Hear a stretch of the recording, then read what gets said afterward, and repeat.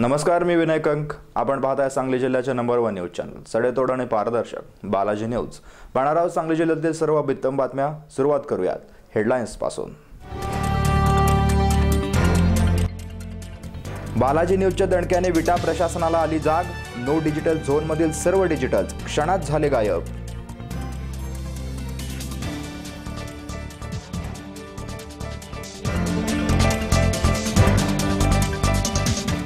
सांगलीत आंदोलनाचा दिवस. विविध मागण्यांसाठी जिल्हाधिकारी कार्यालयासह जिल्हा परिषदेवरही मोर्चे.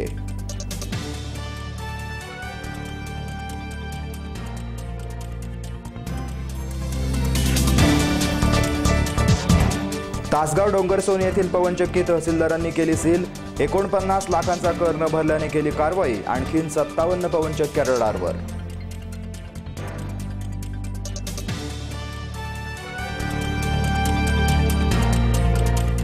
इचलकरंजी येथील पोलीस ठाण्यात तक्रार देण्यासाठी आलेल्या युवतीलाच मारहाण केल्याप्रकरणी पोलीस निरीक्षक प्रज्ञा देशमुख यांची खात्यानिहाय चौकशी सुरू. इचलकरंजीचे डीवायएसपी विनायक नरळे यांची माहिती.